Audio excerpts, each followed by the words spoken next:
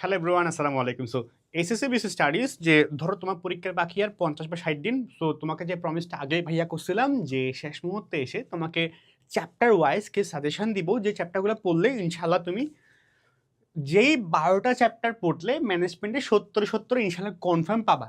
Because আমি নিজে কিন্তু পাইছি, 70 পাইনি, 65 থেকে 70-এর মধ্যে পাইছিলাম ইনশাল্লাহ, আই গেস। বিকজ 190+ নাম্বার ছিল আমার ম্যানেজমেন্টে। সো ওই ব্যাসে তোমাকে বলতে পারি ইনশাল্লাহ যে আজকের এটা তুমি পড়ো, তুমি ইনশাআল্লাহ অনেক ভালো করবা। ঠিক আছে? সো প্রথম প্রথম পত্র আমরা দেখি। প্রথম পত্রে কোন চ্যাপ্টারগুলো পড়লে আমি কিন্তু ডিটেলসে তোমাকে একদম কি বলবো না যে কি বলে যে অনেক টাইম নিব না, আমি শর্টে কিছু বলবো এবং ভিডিও শেষে একটা সারপ্রাইজ থাকবে, যে শেষ পর্যন্ত অবশ্যই দেখবে এবং ওটা দেখলে আই বিলিভ তোমার জন্য সবচেয়ে বেটার হবে। সো প্রথম পত্র কোন চ্যাপ্টার? ব্যবসায়ী মৌলিক ধারণা।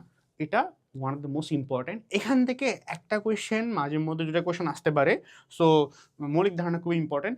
সেকেন্ড নাম্বার হলো ব্যবসায় পরিবেশ।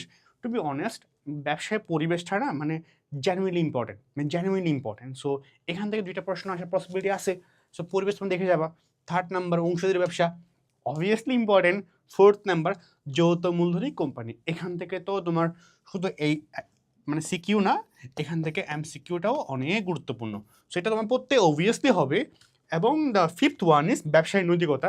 প্রতিটা বছর দেখি মানে এটা এত ইজি চ্যাপ্টার, কিন্তু এখান থেকে কোয়েশ্চেনটা একটা হবেই, বিকজ এটা বাদ দিবেন অ্যাকচুয়ালি, কিছু রিজন এখানের মধ্যে আছে। সো এটা তোমার পড়তে হবে, ইজি চ্যাপ্টার। একটু নৈতিকতা কি একটু পড়লেই শেষ, সো যাতে মিস না হয়। And the fifth one is ব্যবসায়িক তোমার কি সহায়ক সেবা।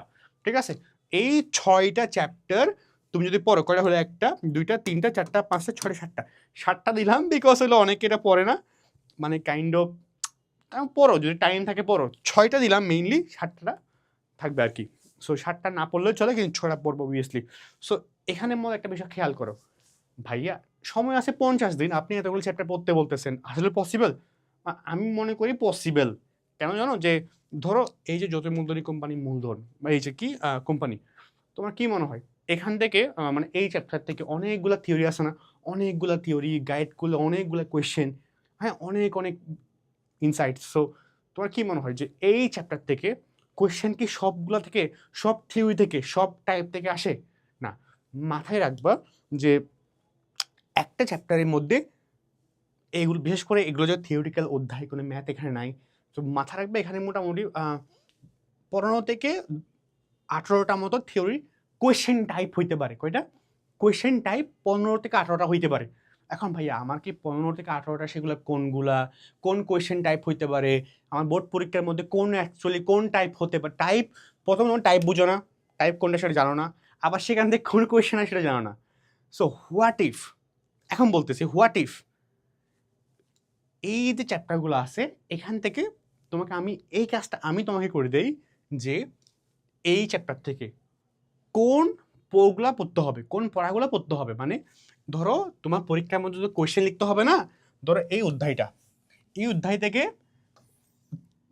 15টা টাইপ আছে, মানে এই অধ্যায় থেকে যদি সৃজনশীল প্রশ্ন প্রশ্ন হয়, এই 15টা কোয়েশ্চেন টাইপের বা থিওরি টাইপের বাইরে হবে না। ধরো টোটাল আছে হলো 30টা, তার মধ্যে 15টা এমন আছে যেগুলো থেকে পরীক্ষায় কোয়েশ্চেন মোটামুটি আসে। বুঝলা? বুঝলা? সো হোয়াট ইফ তোমাকে 15টা কোনগুলো সেটা আমি বলে দিই। আবার এই 15টা থেকে এক থেকে 3টা টাইপের, এক থেকে 3টা টাইপ কমন প্রশ্ন হইতে আসবে আর কি। মানে প্রশ্ন যখন বানাবে তখন হয়তো 1 থেকে 3টা টাইপ থেকে প্রশ্ন আসবে। বুঝলা? হোয়াট ইফ তোমাকে আমি সবচেয়ে মোস্ট ইম্পর্টেন্ট চ্যাপ্টার ওয়াইজ যতগুলো টাইপ আছে এর মধ্যে সবচেয়ে মোস্ট ইম্পর্টেন্ট টাইপগুলা, কোয়েশ্চেন টাইপ বা থিওরি টাইপগুলো তোমাকে আমি বলে দেই। আবার ওগুলো থেকেও তোমার বিগত 2-3 বছর বা বেজর বা জোরগুলো আমি বছরগুলো একটু কি করি অ্যানালাইজ করে বলি যে না কোন 3 বা 4টা বা 5টা টাইপ পড়লে ওখান থেকে ইনশাল্লাহ আসবেই কমন। এখন আসবে কেন বলি? বিকজ নিজের নাম্বারটা পাইছি, অনেক বছর ধরে পড়াচ্ছি। সো ওই আইডিয়া থেকে বা কোয়েশ্চেন অ্যানালাইজ থেকে মোটামুটি বলে দেওয়া যায়, কারণ এই হিসেবে তো করেই পরীক্ষাও না। ঠিক আছে? সো তোমাকে যদি এই কাজটা আমি করে দিই তাইলে কেমন হয়? তাহলে তোমার কিন্তু পুরো চ্যাপ্টার বলা লাগতেছে না, স্পেসিফিক এই কোয়েশ্চেন টাইপগুলো তুমি পড়ে যাবা, ওখান থেকে কমনও আসবে, পরীক্ষার নাম্বারটা পাই গেলা, A+টা পাই গেলা ইনশাল্লাহ। কেমন হয়? যদি এমনটা চাও তাহলে কমেন্টে জানাও, যদি ভালো রেসপন্স পাই উইথিন 1 উইক আমি ইনশাল্লাহ এটা করে দিব তোমাকে, পিডিএফ আকারে হোক বা ভিডিও আকারে হোক তোমাকে দিয়ে দিব। ঠিক আছে? So this is what.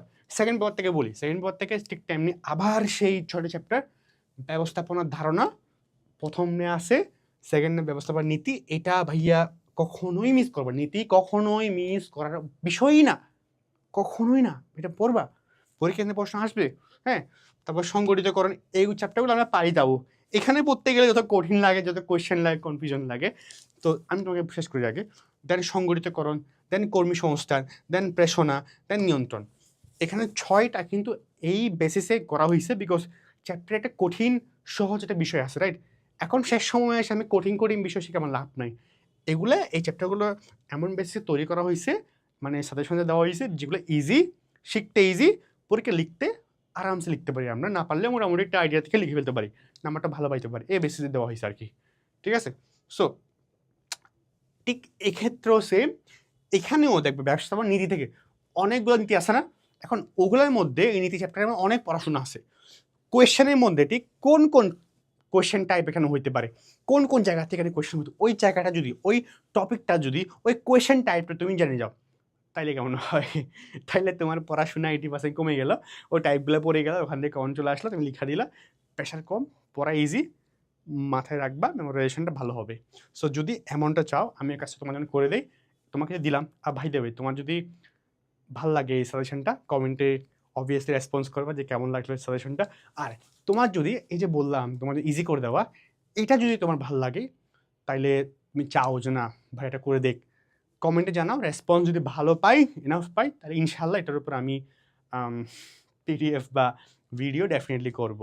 So আমি নিজে 90+ নাম্বার পাইছি এসবে, সো ইনশাল্লাহ তুমিও পাবা, এটাই আর কি।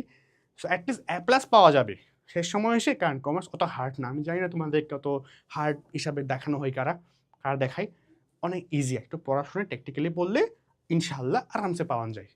সো এটাই, রেসপন্স করো। আর সামনে কোন টপিক নিয়ে ভিডিও লাগবে সেটাও জানাও।